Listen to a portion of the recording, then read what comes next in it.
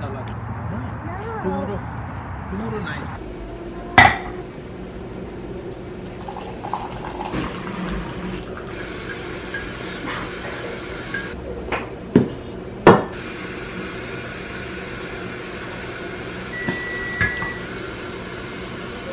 সিয়ারা rope পড়ছে মাম্মির মতো spoon spoon বলো পুন বলো কেন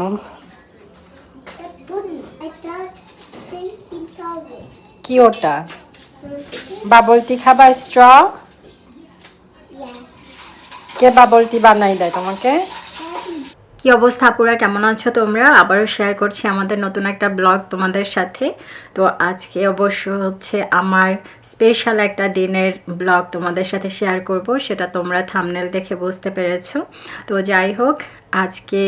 একটু রান্না বান্না দিয়ে শুরু করি এক আপু হচ্ছে ডালের রেসিপি চেয়েছিলে তার জন্য হচ্ছে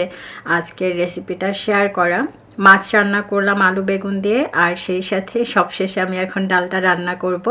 যেহেতু রেসিপি তোমাদের সাথে শেয়ার করব এজন্য ভাবলাম যে আগের রান্নাগুলো শেষ করি এরপরে হচ্ছে ডালটা রান্না করি এতে করে আমার ভিডিও নিতে সুবিধা হয় তো চলো এই ডালটা খেতে কিন্তু অনেক মজার ইভেন তোমরা পোলাও দিয়েও খেতে পারবে অন্য অন্য খাবারের সাথে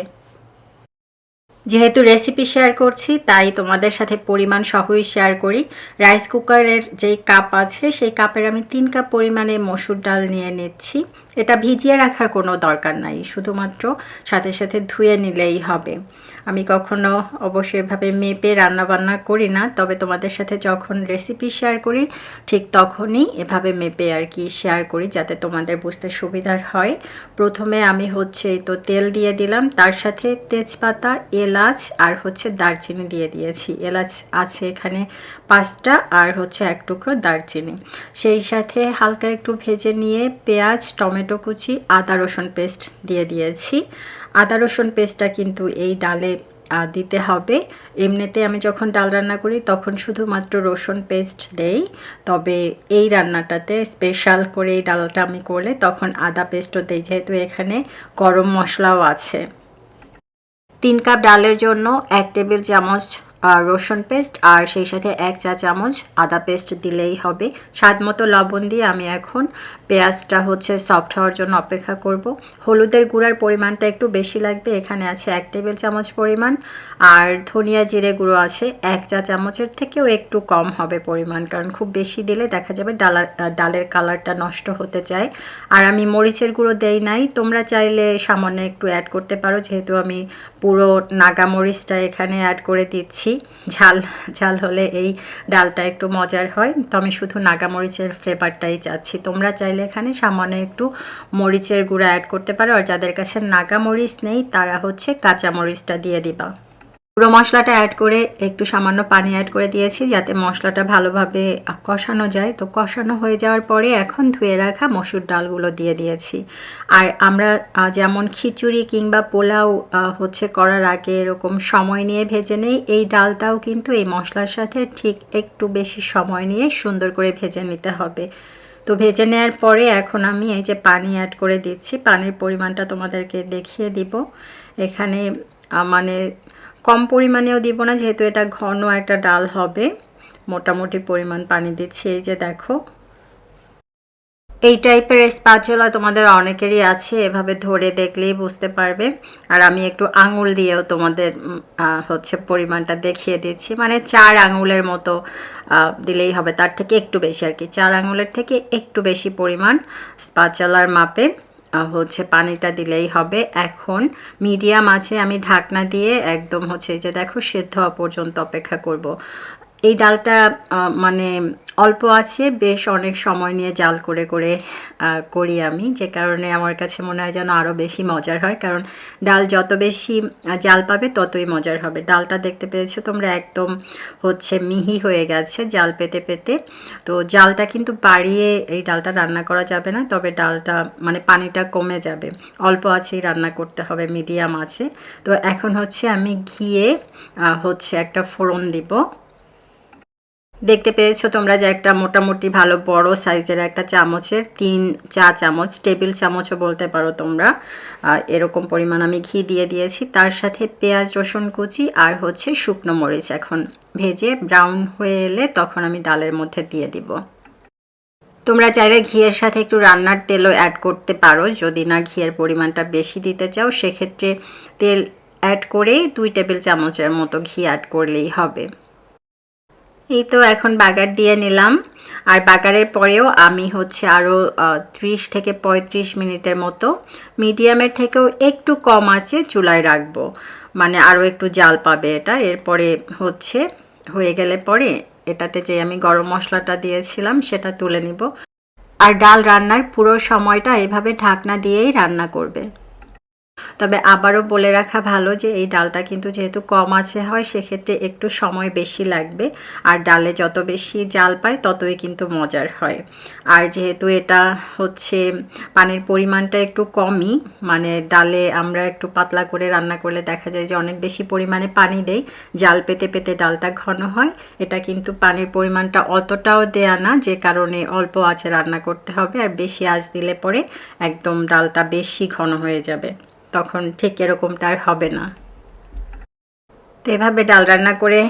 দেখতে পারো আপুরা, যেহেতু রেসিপি চেয়েছিলে তাই শেয়ার করলাম। এটা পোলাওয়ের সাথে, সাদা ভাতের সাথে, মানে সাথে যদি হয় আলু ভর্তা, গরুর মাংস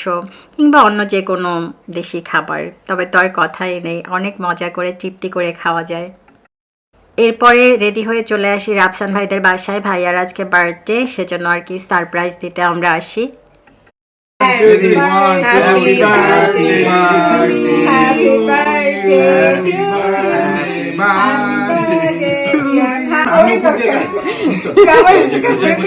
আজকের ভিডিও আসলে ব্লগে শেয়ার করার জন্য আমি নেই নাই, তবে অনেক সুন্দরভাবে কোয়ালিটি ঠিক থাকতো। আমি আসলে স্টোরি শেয়ার করার জন্য কিছু কিছু ভিডিও নিয়েছিলাম ছোট ছোট, তো সেগুলাই কেটে আজকের ব্লগে আমি শেয়ার করছি, যেহেতু আজকের ব্লগটা আমার একটা স্পেশাল ব্লগ হতে যাচ্ছে। আর কোনো কিছু আসলে আমার জানাই ছিল না যে এসবের পেছনে আমার জামাইয়েরও হাত আছে। বন্যার অনামিক আমার সাথে প্ল্যান করেছিল যে রাফসান ভাইকে আমরা সারপ্রাইজ দিব, আমার জামাই যে আবার তাদের সাথে প্ল্যান করেছে সেটা আমি কিছুই জানতাম না।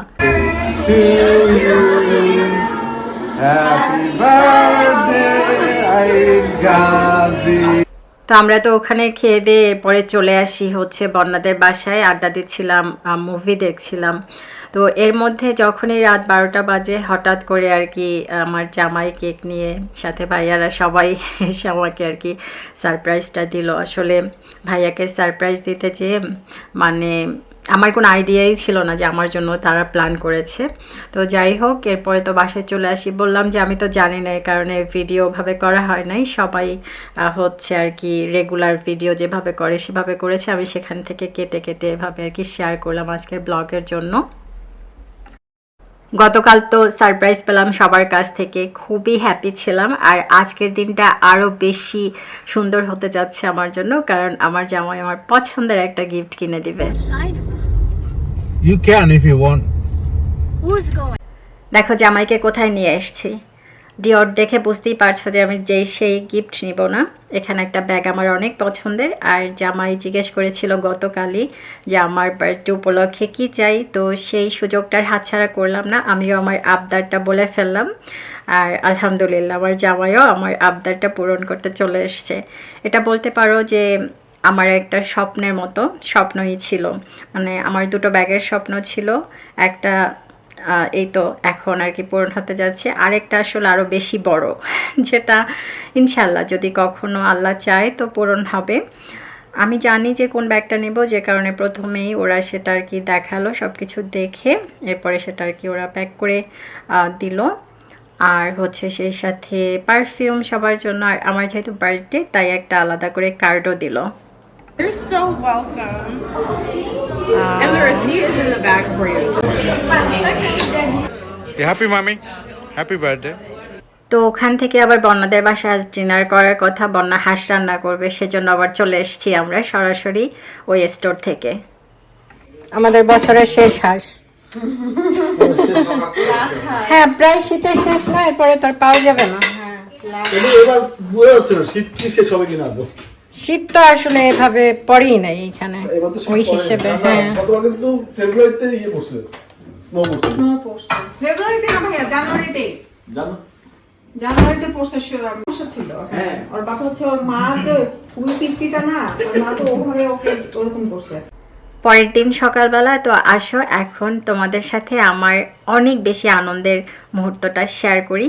যেহেতু আমি সব সময় তোমাদের সাথে আমার ব্লগে আমার আনন্দের মুহূর্তগুলাই শেয়ার করে থাকি তো কেননা আজকে আমার স্পেশাল একটা ডে আর সেটা তোমাদের সাথে শেয়ার করব না সেটা তো হতেই পারে না তো গতকাল অবশ্য বন্যাদের বাসায় বসে এটা ওপেন করা হয়েছিল সামিরা ওরা সবাই আর কি দেখতে চেয়েছিল তো ওখানে বসে একবার ওপেন হয়েছে আর এখন হচ্ছে আমার ব্লগের জন্য আমার স্পেশাল ব্লগের জন্য তোমাদের সাথে আমার আনন্দটা ভাগাভাগি করে নেওয়ার জন্য